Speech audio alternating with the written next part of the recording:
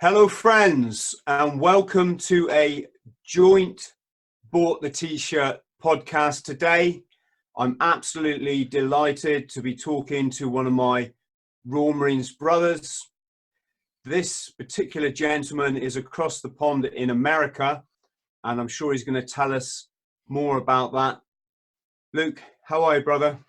I'm good, mate. How are you?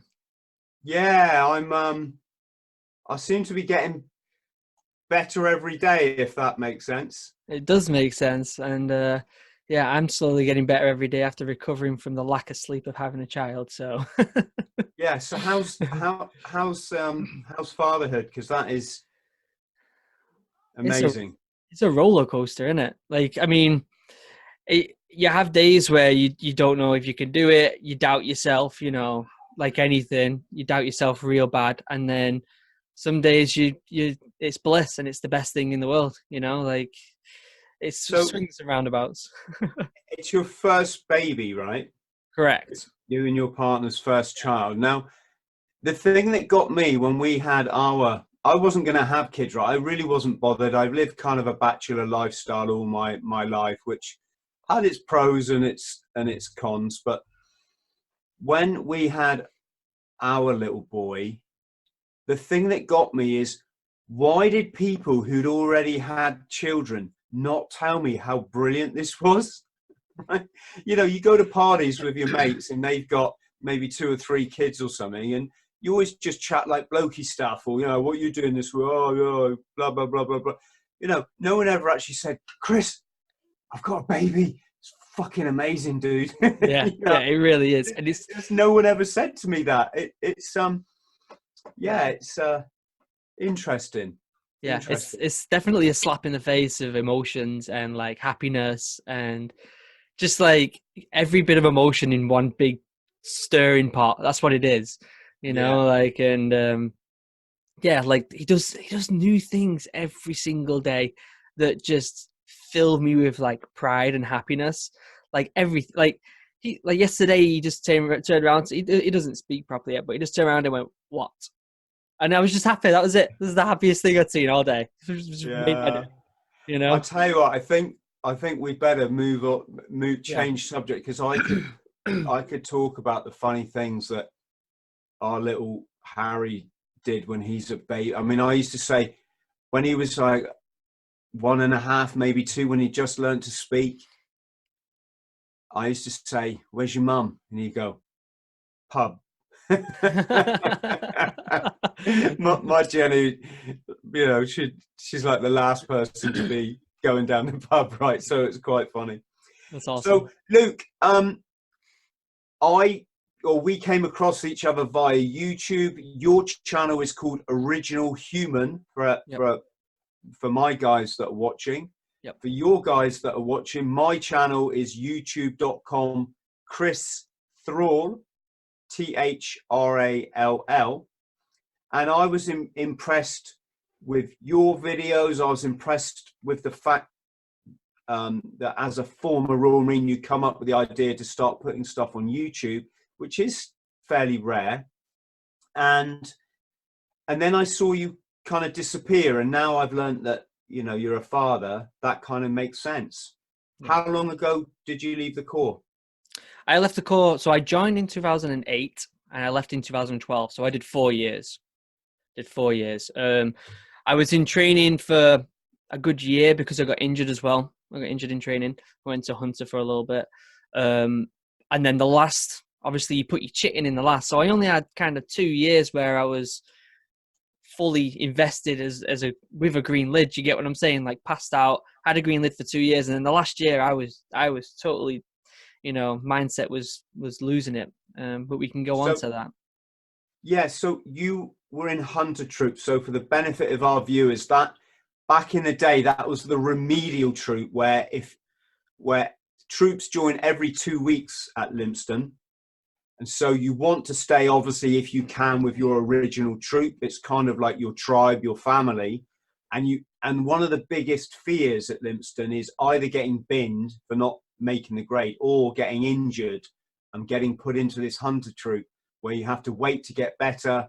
You do kind of remedial PT, and then they'll place you in one of the upcoming troops. I was, you know, there by the grace of God, I stuck with my original troop, which is kind of funny what you can pull out the bag when, I mean, I'm not really like a Marine sort of guy, but I just, you know, I mean, I suppose we all are in a way, but I just, in my mindset was I wouldn't give up, right? So when did you join? So I joined in 2008 with 974 troop, and I ended up getting injured on bottom field. I fell off the rope, did a bunch of damage, and the way Hunter, I'm pretty sure it's still structured the same way, but I'm not 100% sure. There's 3 troops in Hunter. There's Hunter 1, Hunter 2, and Hunter 3. Hunter 1 is when you're completely biffed, you're completely injured, you just rest and recover. Hunter 2 is like more rehab, and then Hunter 3 is when your injury is done with and you're just trying to get back fit enough to be in a troop. And what happened was I went obviously into Hunter 1, took a while to get into Hunter 3, and then I got injured in Hunter 3 again and went back to Hunter 1. So it was like a big heartbreak, and then got fit again and managed to pass bottom field and get back into a troop. Hunters are very, I'd like to say dangerous, but I wouldn't, maybe dangerous is a bit of a harsh term for it, but you can be stuck in a loop there. You know, you can get stuck in there, and you see some lads who get stuck there and the mindset doesn't help them get out of Hunter. For me, it was just like, you know, make the best of a bad situation, practice my admin, you know, like practice my drills, all the different stuff that you could practice when you're injured, basically. You know, your core knowledge and stuff like that. And then in Hunter 3, when I actually came out of Hunter 3, I was the fittest I've ever been in my life, because they hammer you. They want you to be fit enough to not only get into a troop, but be up to the standard of where the troop is that you're at, and then also succeed. So they hammer you, and I was fit as a fiddle when I got out of Hunter 3. Yeah. Three things I'll say there. One, it's interesting. You joined 20 years after me. So I was at 88, 98, 2008. And yeah, I bet our experiences are so similar. The other thing is your troop was 974, did you say? I joined with 974, yeah. So I was 558. So that's how many troops have gone by since I was in. The interesting thing about Hunter troop or whatever the equivalent is now is it's not just the training you've got to get through, it's the mindset of, you know, the trauma basically of getting put back and then being in this, you know, you're lonely, you know, you're going to be isolated, a bit lonely at first, you're worried, you're scared. I can understand how people could almost hide out in that troop and not want to go back in the mainstream. And it's funny you should say that, but I had a message this week from a dear man who was worried about his brother, who's in exactly the situation that we just described. And he's got to go back and do his final exercise again. But because he's failed it, he's full of like, whoa. And I just wish, I almost wish like Hunter Troop was local to me and I could go there and speak to the guys and give them a pep talk and tell them how to, you know, how to smash it. They could always join my Patreon group. I run this Patreon team. I'm going to mention this because that's fine. It's growing into a really special thing. And for £2 a month, I do all free life coaching, and I you know, I want to get people to a position where they're happy with their life and they're smashing their goals and that nothing is a problem and that they're basically happy because it's such a lovely place to be completely content with life and not want for everything like everybody seems to. Not everybody, but, you know, so many people just seem so unhappy. And so, yeah, if you're watching, anyone in Hunter Troop, whatever it's called now, Patreon, come and join me. Yeah, and anyone, if someone is watching who is in Hunter or knows someone that's in Hunter, it's very easy to get into that cycle, but you can get out, and you can get out Hunter better than you was when you went in by a long shot. I was honestly so much more fit when I got out. My admin was better. I was just an all-round way better soldier when I came out of Hunter. So you can use it to your advantage tremendously. Yeah. You And really it's can. really important, not just in the Marines, but in life. You have to turn every negative into a positive, and you have to use only positive language. Yeah. I mean, just the other day, Luke, well, not just the other day. I mean, this is all the time. I listen to the language people use, and it's so negative. It's so defeatist. And most often, it's based on what other people say or do or think. And it's like, live your life. You get, as I always say, you get one life. You've got to smash it. So anyone listening in Hunter Troop is, focus, look to the future. Imagine that day when you put your green lid on and you're out of those gates and you got the whole rest of your life ahead of you. And it's, I think we've both got kind of a different idea of the military in our, can we say, our old age, but that doesn't take away from the fact it's a real special boys club, isn't it? It is. It's special, but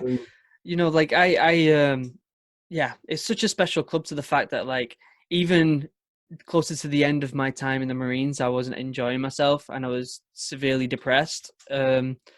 By the time I left and I meet other lads with green lids outside of the Corps or whatever, you instantly bond. Like you have that connection that a lot of other people don't understand, and you know exactly what you've both been through. And I think that creates such a special bond. And the bonds like that are really lacking in society today. And I think that's why suicide rates are so high, depression rates are so high, is because there isn't a bond between people anymore like there should be.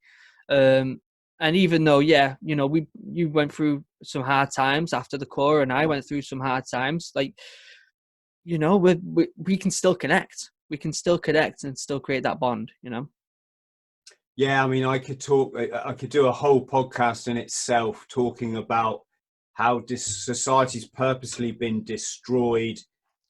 People have been, their minds have been destroyed. They've been isolated in what you can call the home cocoon by technology, where you just sit in doing this, thinking that this is being sociable. You lose your bonds with other people. You lose the ability to just say hello to people. I use this example a lot, but every morning I go to the gym and it gets tiring. The same people trying to scurry past me with their head down, and yet they know that I'm going to say hello to you. I'm sorry. It's just, we got to keep, we got to keep some things alive, right? But at what point do people get so damaged that they can't just look another human being in the eye and talk? And well, I guess with the advent of the television, that was kind of the demise of proper social lives. Yeah, I think social media doesn't help, but I think it's going full circle. I think the younger generation, so the generation below mine, I think they're starting to realize the impacts of social media. People are dropping off Facebook like crazy. I've dropped off Facebook. I'm not dealing with that anymore. And you know what? When I first, before I got my job as a programmer, I was working in a restaurant, and big table of about 12 kids came in. There must have been about 16, 17. Bearing in mind, in the US, you're in school until you're 18 here, so they're still high schoolers. They all come in, they all sit down. I give them time, get a drink and stuff like that. And I walk over, and they've put all the phones in one pile in the corner of the table. And they've left them there so that no one uses the phone, that they're all held accountable. And for me, that was like, it was super refreshing. Like, do you know what I mean? Like, you go in, you see these young people who, for the most part, they are usually on the phone, but they put their phones aside and thought, you know what, we're going to actually interact. And I think we gave them all free dessert because of it. It was inspiring to see young people do that. It is. I'm inspired by these people that go back to the old flip phones, you know, or the old Nokias. Yeah. And I kind of, I genuinely think if I didn't run a business, you know, i.e. christhrall.com, I would do that, because the only reason I have can't even lift it up, but the only reason I have a smartphone is as an author and a talker and a you know, YouTuber and all the other things that I try and do. It's just an essential piece of equipment, right? But Yeah. putting my career to one side, can't think what I just wouldn't be that presumptuous to think anybody I know could really give a damn about me posting a picture of going to the gym in the morning. You know, Yeah. like honestly, I'm not that narcissistic. I wouldn't want people to care what I was doing. And I only do it because it's, you know, you put a few hashtags about your career in there, and it's all promotion, obviously. And when you work for yourself, obviously I don't want to be working for the rest of my life. So I do these things. But yeah. So let's go back. Let's peel back to the beginning, because I'd be fascinated to hear how the Marines went. If I use the expression, how it went sour for you, which it really did for me at the end. But did you come from a Marine family or a military family? Because I really didn't. Well, my dad was in the military. He was in the Falklands War, and he had a big injury in the Falklands War, and he was in the Navy. So I always saw him, like, he had these books where he was mentioned in books and stuff, and it was that big inspiration that made me think, oh, I'd love to do that. But he was also so quiet about it that it didn't really feel like a military family. Do you get what I'm saying? And not that, like, he obviously was super proud, loves the fact that, you know, both my mum and dad, I love them to bits. But they never pushed it. They never pushed it. Yeah, you know, we went to Sea Cadets. We went to the cadets and stuff like that. And he ended up joining just to help out and stuff. So there was that aspect where it was there, but he never was like, you should do this, you should do that. He was just like, you know, what makes you happy, that's fine, but make the right decision, you know? Yeah, I mean, I'm the same with my son now. He's obviously welcome to make whatever decisions he can, but there's a big part of me, even though, yeah, of course I'd be proud if he joined the Marines and he got a great, you know, if that's what he wanted to do, because I know how much it meant to me. But also there's a big part of me, I hope that I can tell him how the world really works and who you're actually fighting for when you're a Marine. And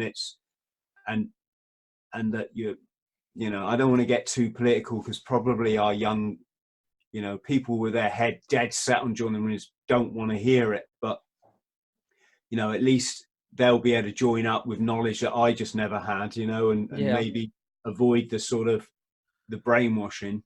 So let me just go back. How old was you when you joined? I was 18. Yeah. Okay. So I was 16. So we were about the same age. We were so young.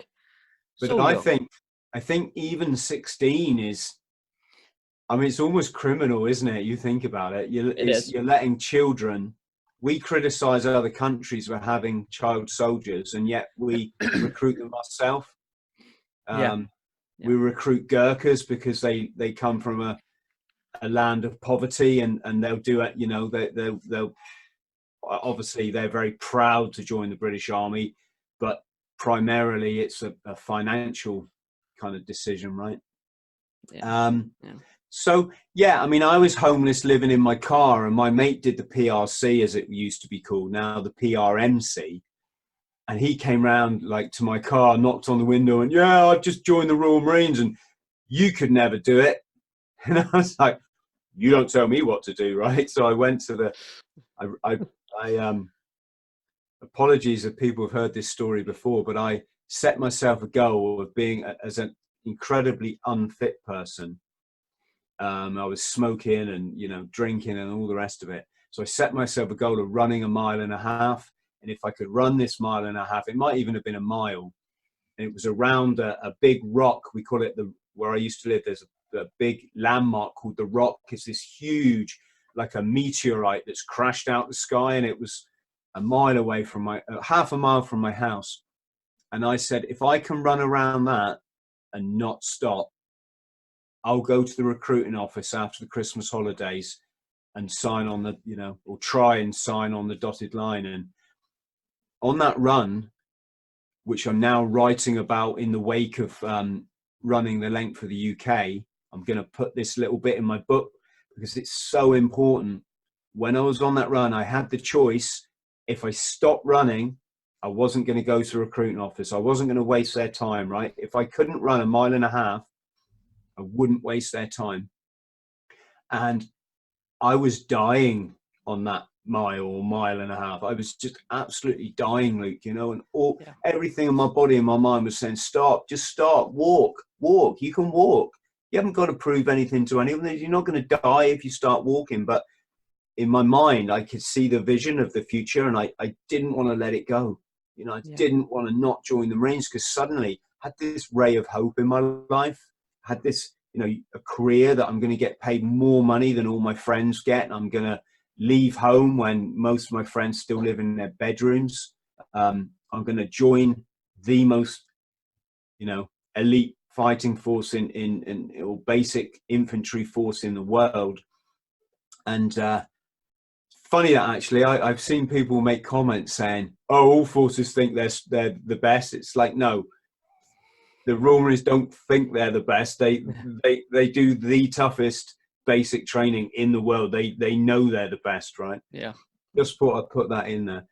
But but yeah, it's interesting. It's interesting. How was it for you? Did you know anyone that had joined up, or was it just? It was a similar experience. So I was in the Sea Cadets, which have an attachment of like the Marine Cadets. So there was like people joining here and there, but I was always the chubby kid. My brother, my older brother, 2 years older than me, he was the fit one. He was the one that everyone thought was going to go into the military, and I was the one that they thought was not going to do anything. And I had a, funny you said about the running without stopping. Similar thing happened to me where when I started telling people I wanted to join the military, they were like, yeah, sure. And then when I started telling people I want to join the Marines, then it was like, yeah, sure. Yeah, I'm sure you're going to join the Marines. And we have a lake near our house where I grew up called Hollingworth Lake. And I think it's like 2 miles all the way around or something similar. And basically my goal, my friends who doubted me came with me, and my goal was, I'm just going to run around the lake without stopping. Even if my jog is so slow, it's basically a walk, I'm going to do it without stopping. That's my first goal before I joined. Bearing in mind, I was like 15 at this point, still in school, plenty of time to get fit, And my mates came along and they're like, oh, I want to see him run. I want to see if he can do this, or, And they would do the thing where they would sprint past me as fast as they can, and you'd see them walking, and slowly but surely I'd catch them up. And I made it the whole way around. And I think that pride of being like, people are telling me I can't do stuff, but I can, made me want to do it even more. I had when you pick your classes near the end of school, you pick like what kind of route you kind of want to go down, which is weird because you're so young, you don't really know what you want to do anyway. But I digress. So you pick these classes, and I picked a bunch of IT classes, and I had this teacher, this old lady, she just didn't like me. She just did not like me. And when I said to her, I'm not bothered about school anymore because I'm going to join the Royal Marines, she was like, no, you're not going to join the Royal Marines. And about a couple of days after I told her, they had the Royal Marine display team come to our school. And I was actually sick that day, and I didn't go in, and I didn't know they were going to be there. So I was heartbroken. And when I went in the next day, people were like, you're not going to be able to do that. This teacher was like, yeah, you're definitely not going to be able to join. And I know when I got my green lid, I was on the front page of my local newspaper, and I know she reads that newspaper every morning. So I had the most, I've told this story on my YouTube channel before. So I have the little bit of a last laugh, even though it's a bit childish there. Do you know what I mean? This is the thing that I find crazy, and I get better at this all the time. I'm definitely better in my old age, but I think our listeners know what I mean. Is when you're young, you're so driven by your ego or your lack of ego, your lack of not self-confidence, and it's so funny that when you make decisions out of ego, they're always for the wrong reasons, right? Yeah. Whereas now I'm much more relaxed. I couldn't really give a shit about anything or what anyone thinks or says or does. Just live my life. I don't get cross. But I mean, when you're a young Marine, if you're in a bar and you heard someone over there bad mouthing the Marines, you just go over and freaking punch them, you know? You know, or not every single Marine, but a good percentage of us would. I mean, I'm not kind of. I was like somewhere on that scale, depending on how drunk I was how many Yeah. fights I'd get in downtown. Yeah. But you're an egomaniac as a Marine, aren't you? Yeah. I was in the sauna the other day, and one of the there was a lad in there, and it was all wah, wah, wah, wah, wah. And immediately, it's like, dude, are you a Marine? And he's like, yeah. Oh, what it is, we're doing this, and da da da da. And it was I don't know if I'm putting this into words correctly, but it was all like, wow, just this massive ego blown over you, and it's all about me, and it's all about what we're doing in the Marines, and it just made me think, my God, it's kind of like not everything, dude, but Yeah. Yeah. mm-hmm. So how did you decide you're going to leave the Royal Marines? What was your decision on leaving? What set the wheels in motion, Luke, was it's like everything in life, it's a combination of a few factors. First of all, my very first posting, I asked for 4-2 commando, so my first draft, and I did so. It was quite convenient. It was in the southwest, which is where I grew. I spent a lot of time growing up, but also we were going straight out to Northern Ireland, to the Northern Ireland conflict, and I thought, if I'm going to be in the Marines, I want to see active service. So let's go and get that done first of all. So I saw active service, saw, quite a reasonable amount of it. I mean, I think anyone that is in a conflict that gets to cock their weapon is probably seeing more conflict than 99.99999% of service personnel that have ever lived, right? So that was a kind of experience under the belt. I then did Arctic warfare training up in Norway, that as you know we do, and then I was very fortunate to get on a ship. So I was on HMS Invincible, the aircraft carrier, for over a year. I mean, we literally sailed to Barbados. I mean, obviously we literally sailed, but it's almost like a dream. It was a dream. It was like being in a dream. We're sailing to Barbados. When we stepped ashore in Barbados, it was, I don't think there's words that can describe that amazing experience of being in a part of the world you've never been before. It's so tropical, it's so sunny, it's so warm, and it's just like the world is my oyster, right? So I did that, sailed all around the world, saw quite a few countries, and then I did 4 years of guard duty at Stonehouse Barracks in Plymouth, and I bought a house in Plymouth. And what started to happen is I was not only in a very boring draft anyway. I mean, guard duty is something all Marines try and avoid wherever possible. It's 24 hours of sleep deprivation, and basically, even watching TV wasn't fun, was it? You'd put a film on and you just knew you had to go and stand on that gate or go on patrol, and it just wasn't fun. You're drinking this tea and coffee that just tastes slightly weird. And so I had, I did my last 3 or 4 years doing that. But what started to happen is I would hear other Marines say, don't go outside, there's nothing out there.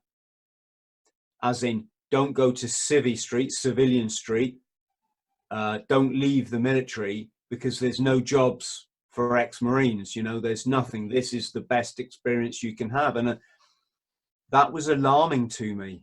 I thought, I can't live my life in one job just because I'm scared to go and try something else. So that Mm-hmm. started to tell me that possibly these people were a bit brainwashed, you know, Yeah. because there is a lot of stuff outside. I mean, I've lived up, you know, people get sick of me saying it, but I've been all around the planet several times now. I've done weird and wonderful jobs and had some amazing experiences that I just wouldn't have had I stayed in the Corps for 22 years. Yeah. So that started to alarm me. Then I started a business, and it just happened to really take off in Hong Kong. It just exploded in that dream way, a bit like you kind of hope your YouTube channel is going to explode, right? That it literally was that dream, and I was set to become a millionaire and all these kind of stuff that's important when you're young. And then I was just fixed. Then I knew what I wanted to do. I want to get out the Marines as soon as I can. And on that last sort of 2 years, when people knew I was leaving, two things happened. One, I just started to see all this shit about being in the forces and, you know, unique to the Marines. Or obviously, you know, I was unique. I was in the Marines. So what I'm probably trying not to say I saw this shit about the Marines, but that's basically what happened. And the other thing was people would start to like victimize me because I was leaving. And not it never got massively nasty. It got to a point where it's like, guys, I'm trying to leave because I want to better my life. I don't just want to be doing, you know, this job forever. I've done all the stuff, you know, I've done all the exciting stuff. I want to go out and do something else with my life. And it's like, and people take that two ways in the military. They either respect it. Even the RSM really respected me that I was leaving. He said I would have left like 10 years ago, Chris, if I had something, you know, or Marine Corporal Thrall as I was then. Said I would have left 10 years ago. I just don't know what I would have, you know, what I would have done. Yep. And I got quite bitter at times in that 2 years, especially when, say, I was doing business meetings and speaking at conferences to up to like 2,000 people at a time, maybe 1,500 people at a time. And I'd have like this conference on Monday, which was my day off. And then on the Friday, someone would go, right, Thrall, you're doing guard on Monday. I'm like, no, dude, I can't. I've got 1,500 people waiting for me. Yeah, well, that's your fucking business shit. You're on the fucking gate, you know? And it was just like, oh, you fucking wanker, you know? You fucking narrow-minded, thick-brained fucking wanker. And that's, excuse my French, but that is how I felt, you know? And it didn't it didn't, you know, the Marines wasn't ingratiated to you. So it was that. And, you know, horses for courses. I'd never slag off the Marines, but I will talk about, you know, my experience while I was in there, right? Yeah. And how was it for you then, Lee? Yeah, so I would say it was kind of similar in a way and a lot different. And I think a big part of it was my age. So I ended up going to a unit. I picked 4-5 and went to 4-5, and I was happy with that. Went up there, had a great time, and then I got pinged. You've got a northern accent, so do you want to tell our listeners where you live? Yeah, I'm actually from Manchester, Manchester. England. And so Manchester, for people who are listening, is kind of in the north of the UK, or certainly the north of England, but it's, for argument's sake, it's just past midway when you go north. 4-5 is in Scotland, so that's way in the north of the UK. And it's well known, 4-5 Commando, for being a sort of rugged unit that go and do Arctic warfare training, like my unit 4-2 did, which is in the south. They wear their berets in a different way in 4-5 Commando. It's just an issue of pride for them. You can only wear your beret that way if you've been in that unit, and that's quite respected. And so I went to 4-5 Commando. That was the pick that I had. Sorry, my headphones messing up a bit there. I went to 4-5 Commando, and it was good because it was my first choice. You know, that's what I wanted to do. And I went up there, and my first year or so, I was having a really good time. But there was a few.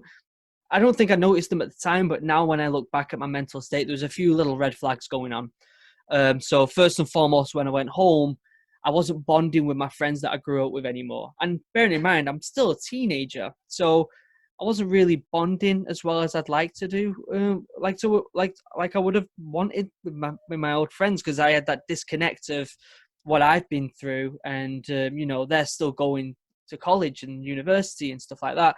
So there was a lot of, like, I don't know, distance. So when I went home, I didn't really feel like I used to. And then when you join a commando unit, you get, you know, you have that kind of induction phase, but you're welcomed, and they kind of take you under their arm a little bit. So for the first year, I was having a grand time. I was living the dream, the best thing in the world. I had a green beret, you know, like, it's that feeling that you have where you're on top of the world, you know.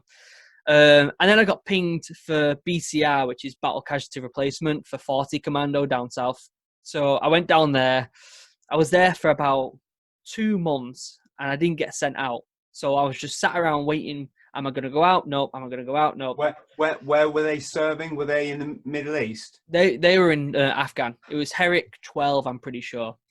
And I didn't get pinged, so I was kind of just gutted, and things just that, because I was very alone down there. There was only a handful of us, and near the end, it was like there was very few of us left. So we were doing nothing all day. There was no one there to give us things to do. We were just sat around all day, and after that, this is I think it's important for our younger listeners that are thinking about joining the Marines. I've mentioned this before to these guys. There's a massive amount of just sitting around, literally almost just staring at the floor. Yep. It's not kind of your time, so it's not like you can go and disappear and run an internet business or read I mean, you could probably read a book, but you're left with this mindset that, like, I just want to get away from here, but I've kind of got to stay because no one's actually said, right, folks, you know, off you go now. Yeah. Yeah, it was summer. It was summer as well. So, like, there was plenty of stuff we wanted to do. You know, like, we wanted to go out and do things. I wanted to drive back up home and spend time with my family, but I was sat around, and I think this is the first kind of little turning point of my mental health going a little bit sour. And after that, I got sent back up to 4-5. Ended up joining a different company, and this is when it started to go a little bit downhill for me. I joined a troop. Now, I don't know the logistics of other people's perspective of people joining, you know, their company and stuff, and I can only go off what my experience was. But I ended up being put in basically the same bed as someone that the corporal of that troop didn't like, and he was also called Luke, which really kind of, you know, I don't know what it was, but this corporal, he had done an ungodly amount of tours. He definitely had a troubled state of mind, and you know the type. It's hard to explain to people on YouTube what this is like. Is this the guy you're in the room with, or this is the guy that's in my section? Yeah, he's a corporal. He's a corporal in my troop. Yeah. Was he kind of like thuggish or very thuggish, very like mafia with his own people type? If you're not one of us, you know. And he was a sergeant, got demoted, and he had a lot of things going on. And I'm not saying he's a bad person, because he's only projecting what he's received. Do you get what I'm saying? Like, he had a lot of trauma in going on tour. So I didn't know that at the time. Obviously, looking back now as I reflect on it, that's what I think. So he had a lot of things going on, and he wanted to direct that. And I don't know what it was, but he just didn't like me from the get-go. There was no explanation of what it was whatsoever. He just didn't like me. And, you know, that sounds like, okay, cool, it's just a sergeant. But he had such an influence on that troop that it made me feel like I wasn't welcome. So this is when it really started going, okay, now I had a drinking problem. I'd go home, and my mates didn't really, like, understand me. So I was alone there, and then I'd go to the troop. they didn't want anything to do with me, so I was alone there. And I was a teenager, like I didn't really know who I was, and things started to go wrong. He beat me up at one point, again, this is not a representation of what the Marines is by a long shot. This is just one, you know what I mean, Well, one instant. It's interesting you say, and I'm sorry I keep interrupting. It's just, I just kind of want to validate what you're saying for people listening, because I had such a similar experience. And yes, I will always say Marines are, generally speaking, really nice guys, okay? Yeah. Hopefully going to be nice girls as well, but I only knew guys, obviously. Here's the thing, though. I found a lot of them were quite cowardly in as far as they were nice guys, but these domineering people, like you've just mentioned, would have such an effect on them that they would stand back and watch you getting shit without kind of going, actually, Chris doesn't fucking deserve that, mate. Leave the guy alone.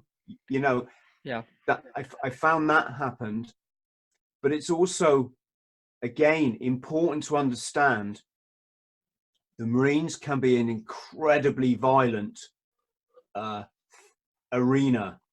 I mean, seriously, some of the stuff you're hearing, you might think, why didn't you just go and see your sergeant major or a sergeant and complain? It doesn't work like that. No. If you have an issue with someone, it goes two ways.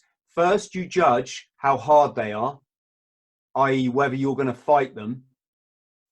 And then you either fight them or you just have to bite the bullet and step back, because basically they're harder than you. Yeah. And it's not the being harder than you that you're worried about. It's the fact that they really could hurt you badly.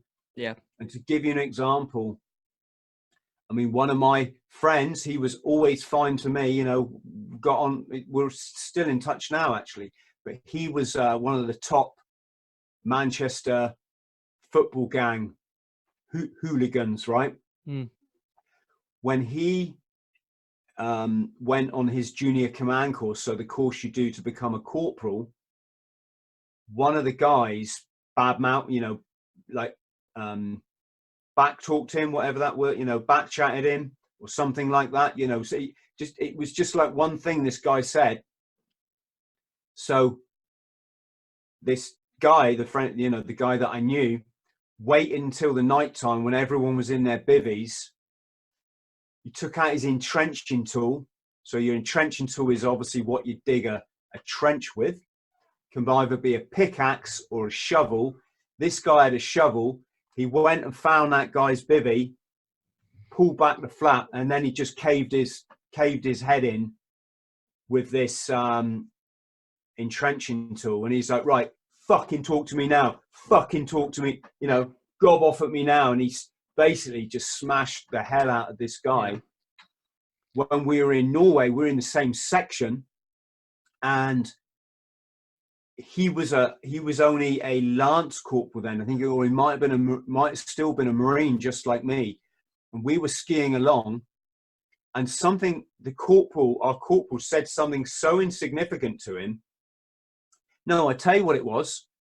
Our corporal was flapping a bit, so he was panicking. Flapping is Marine speak for panic.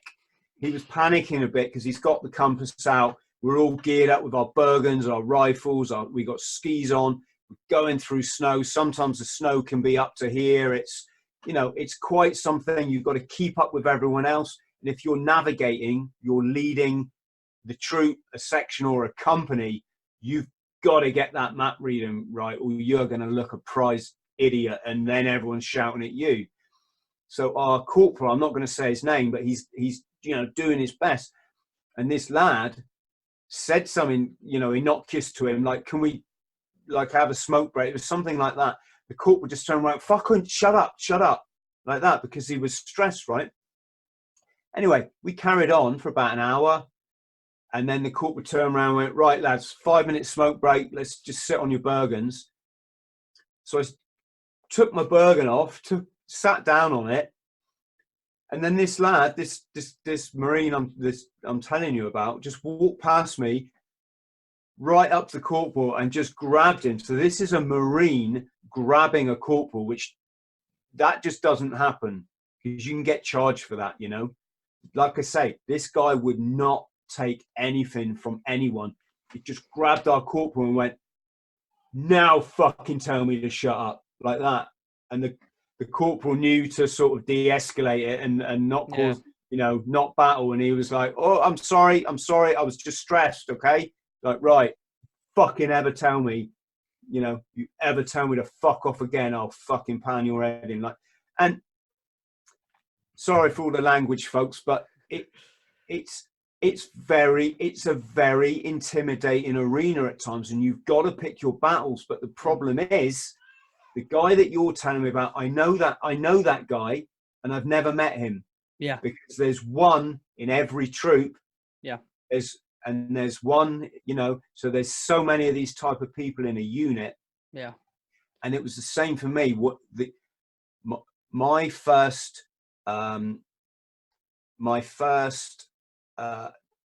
section in Norway, I was put in with this big old alcoholic Falklands veteran, right? I'm not going to give too many details away because I don't believe in doing that without someone's permission, obviously.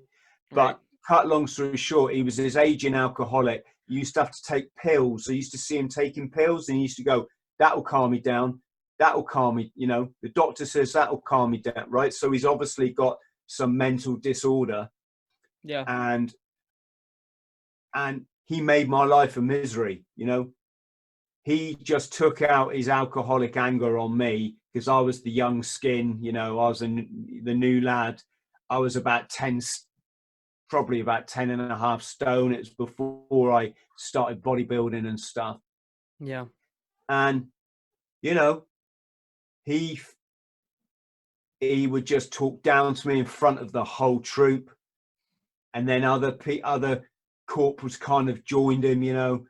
Yeah. And then his 2IC, so his lance corporal in my section, then ganged up with him, like just against me. No one else, just against me. Mm-hmm. Everything was fucking Thrall. And yet the irony was I was like a far better Marine than this lance corporal. My skiing was like shit hot, you know. For a first winter, right, I came 7th in the first company ski race. And that was after being in Norway you do that on the first weekend or the second weekend. So in the end, someone must have said something to my sergeant, and he was a nice guy, and he just come up, put his arm around me one day and went, Chris, how about you swap sections and you go in so-and-so section? I tell you what, I went from hell into heaven. These guys were so good.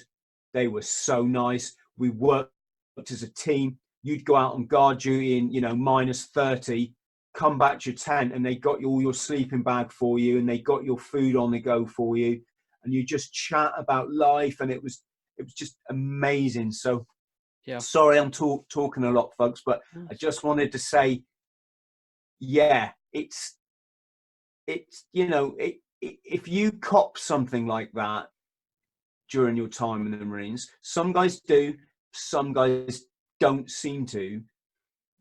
It really can make your life a fucking misery, you know? Yeah, because you can't leave it.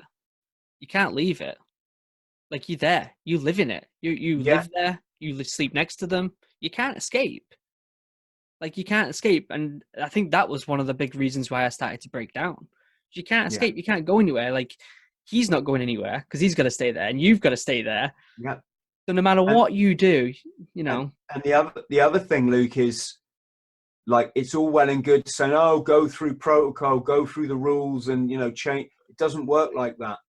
These guys, they don't care about going in the prison cells. It's called, what's it called? DQs? You know, they don't care about, you know, or is it Colchester? I can't remember. I think is it Colchester? Was it not Colchester, like the army? Maybe it's Colchester. Yeah, I can't remember. It's been so long. Guys, if you're watching, someone put it in the comments for us. Yeah. But basically, they don't give a fuck about going to prison for for GBH against you. They'll just smash your face in and risk the consequences. And most of the time you get off it, don't you? You know, you just, I mean, the number of times I had black eyes and cut lips because I've been fighting with another Marine. Yeah. And you just turn in the next day, stand to attention. And if your sergeant says, "Through what, why have you got a fat lip?" You just some civvy punched me downtown, sergeant. I didn't get his, I don't know who it was. I didn't get his name. Do you know what I mean? So they can't then follow it up. And even if they did know, they kind of brush it under the rug a little bit, don't they? It's like a bit of a hush-hush mentality of like, oh, well, it's all fine type of thing. But, I mean, again, this is one instance. There's been plenty of people who were who went through training my age, your age, and had a great time. And that's totally fine. I think I just had, the bad draw. And I think my mental state at the time just didn't help. It didn't help. It was deteriorating.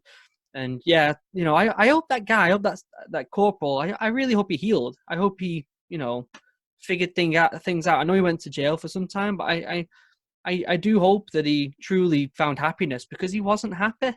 He was just not a happy person, and he had a lot of issues. And I really, truly hope he is doing well now, even though, he was probably a contributor to my mental state for a good 4 years after that. I was depressed. I ended up, we did 6 months of pre-deployment training I was with this troop when we were doing it. And 2 weeks before we got deployed. So after 6 months of pre-deployment, you're so ready to get out there. And then 2 weeks before we deployed, they pinged a bunch of people who basically couldn't drive. I think that was the criteria. They pinged these people and they got replaced with Royal Marine Reserves in the troop. So even though I did all this training, I got put as BCR again. And it was during this time when, I'm bearing in mind, for the whole company, there must have been about 200 lads who were BCR. So the chances of me going out was so slim. I ended up, they went around and basically asked if anyone wanted to do maritime security. Similar to what you did on ship, where I was on a small ship and we'd go out and we'd look after the ship, and I put my hand up for that. But at that point, my mental state was already gone. It was, you know what I mean? Like, I was already in a bad place, and it was downhill from there. I came back. I said I wanted to put my chit in. They pinged me as a driver because I wanted to put my chit in, and made my life even worse. People listening, ping is when someone picks you for a job you don't want to do. Or sometimes you do want to do it, but it's like, we call it pinging. It's called pinging people. And chit, probably self-explanatory. That's when you put your notice in to go in to do your 18 months notice for Civvy Street, Civilian Street. Yeah. And, by the time you do that, when you put your chit in to leave, you've got a year. You've got a year to leave. And that isn't a fun year. That's not a fun year, because you're ready to leave. So it was just it was like a snowball effect with my mental health. And looking back now, I'm very thankful for a lot of things. It made me very understanding of other people's perspectives. I've learned so much about other people and myself. For a big thing, I learned a lot about myself, because going in at 16, I didn't know who I was. I didn't know who I was. I didn't know what I wanted. I thought I was doing something that looked good and I felt good about it. I didn't really know what I was fighting for. I don't really know what I was training for. Apart from trying to prove people wrong, that was pretty much it. So, I learned a lot about myself, and I got my green lid. Do you know what I mean? Like, I'm still so proud of what I did and so happy that I got to do it. But yeah, it just so happens that some parts of my time in the Corps were not as glorious as what you expect them to be. And sometimes you just got to take that on board and be like, all right, well, it is what it is, and again, take the good things out. You sound very philosophical about it, mate. So well done. Should we talk I've had a lot of time to think about it. Yeah, well, you get one life, and you've got to get your head right. You've got to get your thinking right, haven't you? Because a lot of people will carry these things the rest of their life, and that just doesn't help anybody, and it certainly doesn't help you. I just have an expression: we only go forward, and I literally that is my mindset. tomorrow is, I care about the now, and I'm looking forward to tomorrow. Yesterday, I can't change anything about that. So I don't even think, other than remember the good memories, I don't even think about it, right? Yeah. But what I thought, Luke, is we should maybe talk a bit about training, because I'm sure a lot of people would be really interested to hear about that. What did you struggle with in training? So I actually just did a really good video on this about what I say is like the hardest part of Royal Marine training, which for me, it's all about perspective, right? Like some people is the hardest part is the first couple of weeks. Sometimes it's final X or the 30 miler. But for me, I got injured on bottom field pass out, and that stuck in my head. So when I had to do that again, it was like the big thing. It was a physically hard test. I mean, it's a hard test to do bottom field pass out, but when you get injured on it and it takes so long to recover, I think that's kind of like the big hurdle of getting over something that injured you is mentally very hard. Bottom field pass out, for people listening. Yep. After I'm just going to come out with weeks here. They're not exact, but after you do initial military fitness for like 8 or 12 weeks, that's all gymnasium stuff, doing da da da da. You do that for the first sort of 4 weeks. Then you start to do your UMC kind of stuff in the gym and your rope climbing. Yep. You do that up until about week 12. Then you go down onto the bottom field where all your assault courses. You don't actually start to go on the Tarzan assault, the Tarzan course just yet. Right. But you do fireman's carries, 30-foot rope climbing. You do the assault course, and you do lots of just exercise down there. So it's sit down, stand up, run to the ropes, back to me, sit down, stand up, this kind of thing. Round about that period as well, they'll also find an excuse to beast you out on the mud. So that's the River X estuary, and that's secretly everyone really wants to do that, because you don't want to go through training and not do a mud run. And for health and safety reasons, they have stopped people doing that over the years. Yeah. And then, so what is it, Luke? After, do you want to explain what the pass out is? Yeah. So so when I did it was at week 23. So you're looking at about 2/3 of the way through training, and you start off. You do your rope climb, 21, 22 pounds of weight in your webbing, rifle on your back, boots, all the gear. You do your full rope climb. So that's what I got injured on. So for me, if I could pass that rope climb, if I could do that rope climb, nothing was going to stop me on the rest of it. Nothing. So you do the full rope climb, then you do the assault course, which I wish I could remember every obstacle, but it's quite a decently long assault course. You do a fireman's carry. They usually pair you up with someone roughly about the same size as you.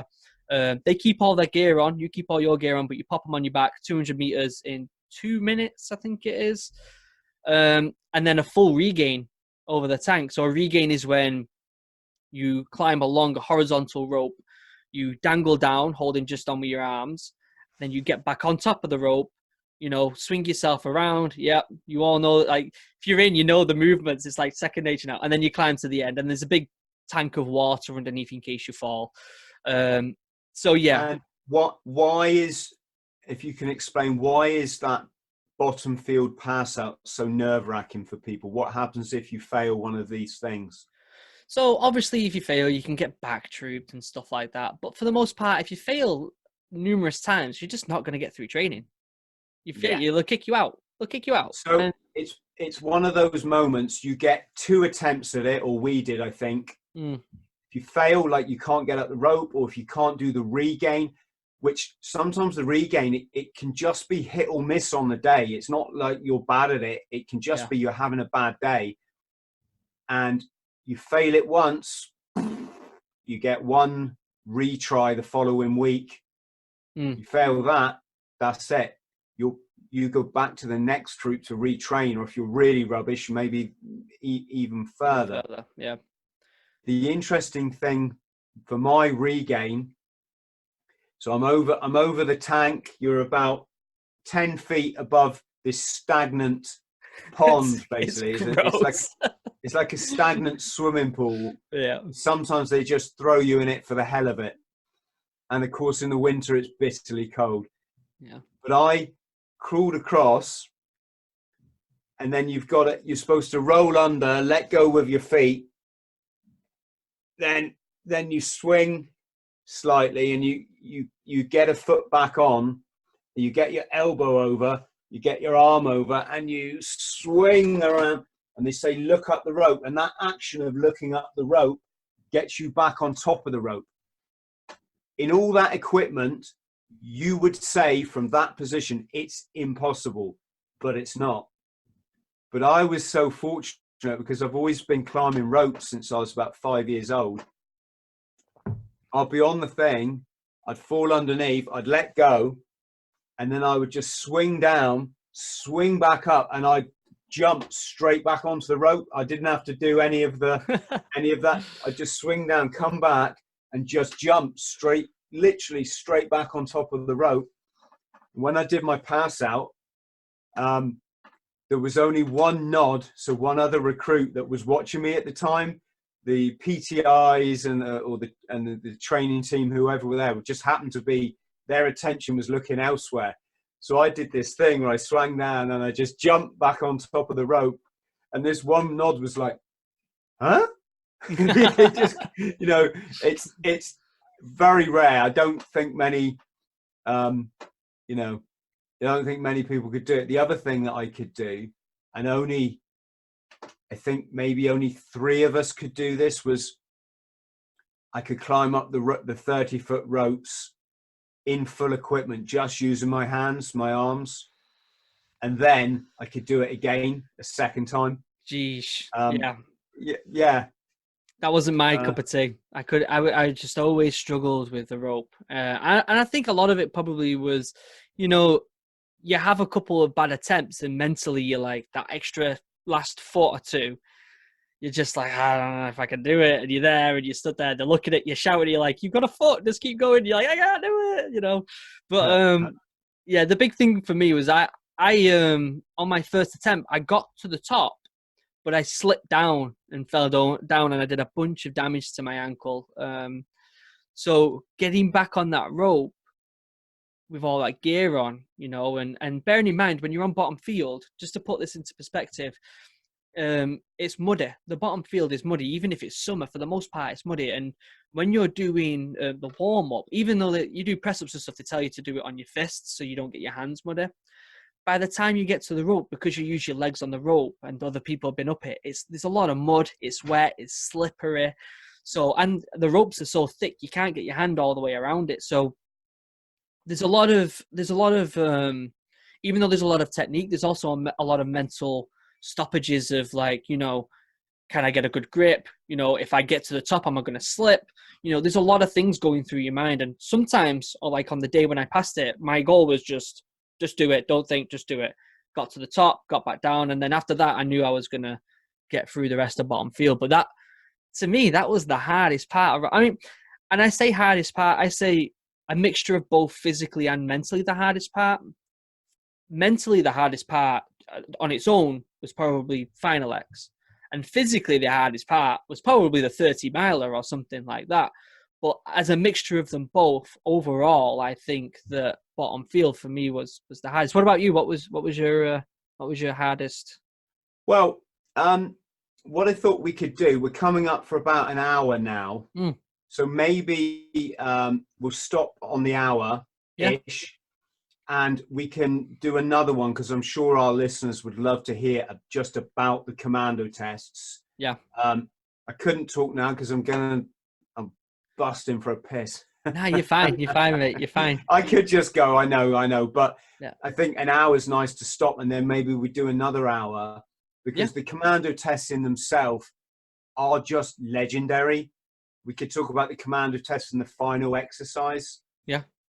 But the two things, there was only 2 things I struggled with. Well, no. Speed marching, I struggled with, full stop. It was the hardest thing I ever did. Part of the reason for that is when you're 5'8", which I am, you got to and you know, I was like, let's say 10 stone, really, you know, not a lot. You're still carrying the same weight as someone who's 17 stone, 18 stone, huge, 6'7" giant, who's got a little bit of, you know, their kit on their back looks like a little pack like that big, and their weapon is like a matchstick to them, right? And they just open their legs, and it's so easy. For me, your legs are going like this, and within every speed march, within 100 or so meters, you know, certainly within 500 meters, I was spent. I was just spent. I would hit the wall at that point, and then I'd be pushing the wall for the whole rest of it. It was, and I'd be praying to get back to camp. You know, that feeling of seeing the gates of the camp and knowing, or getting to the end of Heartbreak Lane. And you see the little guy, the poster in the tree that says only 500 meters to go. It's only pain. Even that was pain, more pain, because that's still 500 meters, and I was dying, you know. Yeah. That was that. Everything else I was fine with. I was okay at drill, although I realized that I marched they didn't realize how funny I marched until we got to the end of training. We had to march up for, you know, to get our berry and our awards, and they were like, Thrall, fuck do you march like? And it's because some things I got to the end of training, and there were so many things I still just didn't know that other lads were doing. I just didn't know. I didn't know, for example, you didn't have to wash every single item of kit every single day. You know, with the exception of like my woolly pulley and my Love It trousers, obviously don't wash them every day. But everything else, I just washed it, you know, religiously. I was up till 2:30 every morning waiting for the dryers, doing it. And it wasn't until I sort of, you know, got into my unit that I realized lads weren't even washing their shirts every day. You know, if it looked clean, they were just hanging it back on the peg. And, you know, I don't blame them, especially when sleep is a premium. So most of that sort of stuff I did okay. It was like bullying your boots. I was okay. I was never brilliant at it. There was some of the cadets that were just, you know, really made their boots so shiny. And the best thing I ever did, I got one of those cheat brushes that it's like a sponge and you can just wipe it on. And I was the only person in the troop that could get my boots shiny after the mud run. And they thought, the training team thought I'd put all this effort in, but it wasn't. I had this magic sponge and I just wiped it over the toe cap, and it made it, even a wet boot, it made it shiny. But the two things I really struggle with, and I'd suggest anyone watching this podcast, you watch episode 2, because I'm going to talk to you about it. And it really is, for me, it's the nuts and bolts of the Marines. And that is the endurance course and the swimming, both of which I failed, I think, 2 times a piece before I passed. And when I passed the endurance course, it was the actual commando test, right? So I didn't pass it before. We had 2 or 3 runs for it before. On the commando test, I had to pass it or get back trooped. I think you got 1 rerun. Yeah. But you don't want to be doing reruns when you've got a 30 mile, you know, after a 30 miler, the Tarzan assault course, and a 9 miler. Then you've got to do basically a fifth commando test. And the other thing I didn't pass until the last week of training was the swimming. You know, I mean, you look at me now, I've never had an ounce of fat on me. And I'm just, even swimming normally, I'm kind of there. I've really had to learn how to swim to do my triathlons. And that was, that was interesting. I'll speak about that next time we speak. Let's definitely do an episode 2. Let's definitely do an episode 2 at some point. I mean, I've genuinely enjoyed this. Oh, it's brilliant, and it's great to catch up with a brother who I haven't met, which you think that's quite unique, a brother you haven't met. like a long lost twin or something, Mhm. separated at birth. That's one. It's great to hear your story. Stay on the line, Luke. I'll hit the off button on my recording device, and I'm sure you'll do the same. Yep. But yeah, and maybe next time when we talk, you can tell us about what you're doing in the States. How are you finding it over there? What it's like to live with, you know, in the American culture, this kind of thing. Brilliant. So to my guests, thank you. Sorry, to my subs, my watchers, my listeners, thank you ever so much for tuning in to this joint Bought the T-Shirt podcast. Lots of love to you all. Take care, and I will see you soon. All right, and for any of my subs, if you are watching, I will see you in the next video. Take it easy, everyone.